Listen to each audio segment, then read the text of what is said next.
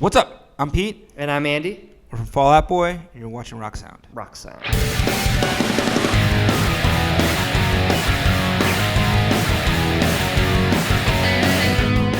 Hey, it's James Wilson-Taylor here for Rock Sound in a very, very swanky East London hotel, joined now by one half of Fall Out Boy, Pete and Andy. How are you guys? Great. The swanky half. It's very, very the swanky half for the swanky hotel. Welcome back to the UK, first of all. Tour's been going well, I see. How are the new songs going down in particular? Enjoying playing those? Yeah. I mean, those playing the new ones. Yep. Yeah. Yeah. Playing the new ones is fun because you don't have any idea how the reaction's going to be.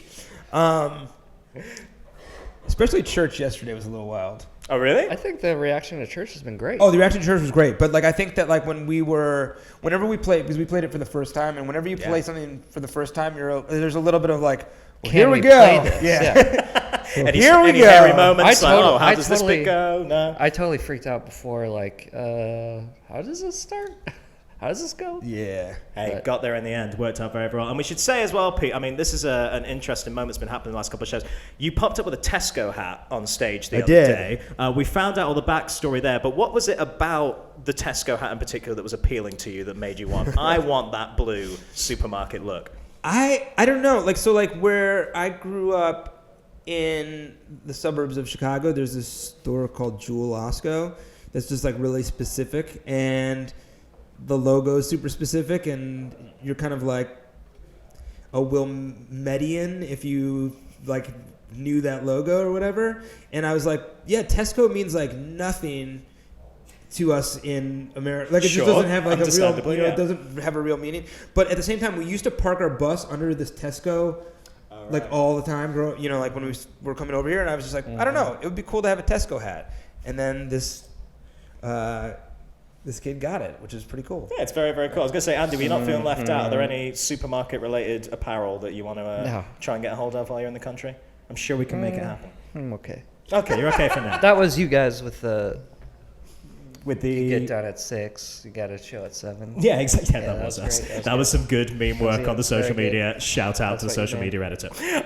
We should say, I want to talk, obviously, the music. The EP came out recently since the last time we saw you in the UK, of the demos. I was wondering why those particular ones, why were they the ones you picked out to put Honestly, there's a lot of demos that probably just aren't good enough. I think we also wanted to put out some that showed kind of the diversity of the stuff we were working on. They were the most least finished kind of. You know what I mean? Okay. So it was these are just sketches, And we said that with the intent they won't ever be turned into full songs. But of course, I think people still kind of want you to. But you're they're just sketches. I don't know. Yeah. It's nice to have them out there for sure. Yeah, totally. Absolutely. And it's I think it's cool for people to see the process, and also we did push our record back, and I do want to I understand that people were patient, So, yeah, it's a nice street. How many more sketches then are kind of out there, and do you think we will ever get them to see the light of day in some shape or form? There are more. Some of them are literally if you were had a squiggle or something, though, you know what I mean? So I don't know. People, I think sometimes will ask us whether we'll ever by the time we move on to the next era, it's you go back, and then we've tried to go back a couple times and rework them, and it just doesn't really work, Right. So I don't know. It's kind of a time and a place. Sure. I think the thing about B-sides or sketches or demos are they're this mystical, magical thing that you don't fully hear. So fans or whatever think that it's potentially the best thing you've ever heard. But then if you were to hear it, you'd be I get why. Yeah, you're well, if this was actually on the album, you'd skip it. But which was a thing with... By virtue of it not being... There's a Radiohead song that was on the Meeting People Is Easy documentary. Yeah. Where they're in the studio with Nigel Godrich. And you hear the different parts that they're playing. It's Big Ideas or Big Boots or Manowar. Oh yes. And they released it when they re-released OK Computer. Yeah. And I've been waiting my entire life for this song. I really have. I ripped that song from the Meeting People is Easy documentary to listen to. And then I get the song, and it's a great song, but I was like, I can see why they didn't put it on there. The right decision. Tom York, if you're watching, it's okay. It was the right decision to leave that one off the album. Music videos as well. Are there any more music videos kind of planned for tracks off Mania? Any ideas brewing? We have one visual that we're having made that I don't know if it's like technically a music video, but I'm super excited about. And then it'd be nice to do one more video. I don't know, like, I feel like maybe Stay Frosty or something. We should do one more video. That'd be cool. It'd be good to see. Maybe involving the llamas as well. You never know. It would be good. Bring them back. I did want to ask a couple of questions about the album as well. So there was the wedding vows in the credits that you kind of thanked. I think it's DJ Rose and the Rose family, right? Yes. How did that kind of come about? DJ is a person that I grew up with, kind of, that I've known for years. He lives in Syracuse, New York, and I'm like just really tight with his family and tight with there's a big community up there, or we all are. And he always sends me these like epic texts, like he's like the kind of guy that sends you like, just so you know, I love you and I'm thinking of you, and you kind of like always get it when you like need it or something. It's like just like a really weird, and like he's just like a really like sweet guy like that. And he'd sent me one that had some of those words, and I just thought they were like, I was like, this is really great. He was like, you should use them. So, yeah. That's really sweet. I have an aside to that. I get my own epic text from DJ like a couple times a year, and it'll be like new Star Wars toys that are coming out that I don't know about. Yeah. Okay. Sometimes he'll send me pictures of like this like weird like melted head Star Wars. I'm like, what am I getting this for? I think we got one on Instagram from the other day. We did.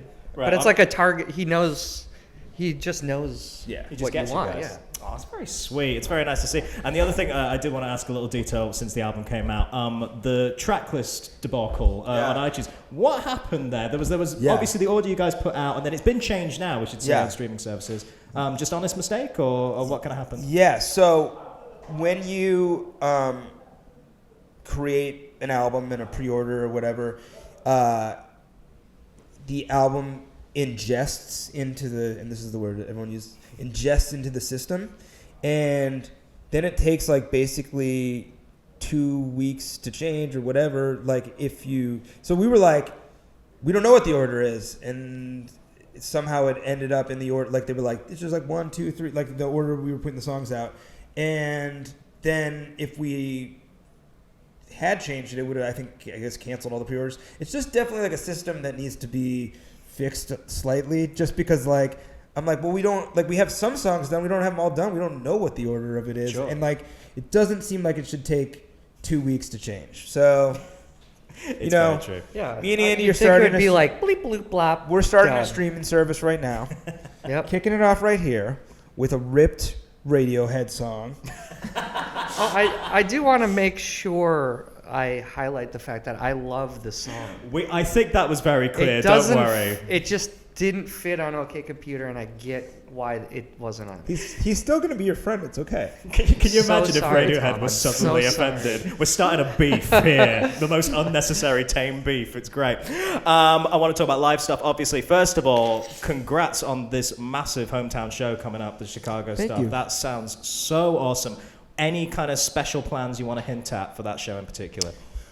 Well, we're going to do like a whole weekend around it.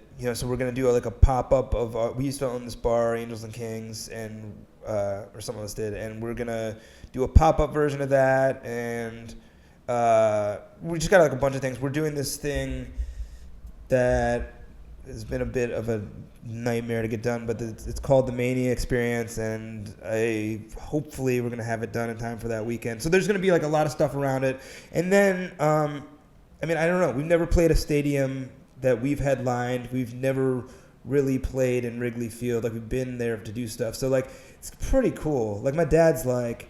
Very cool. Yeah. Yeah. Oh, yeah. For hometown boys, it's got to be an amazing... For me, I will be wearing a Milwaukee Brewers Bullshit. I got the picture jersey. right here. I got the picture. It's so I did. funny. I made a mistake. No. It's so funny because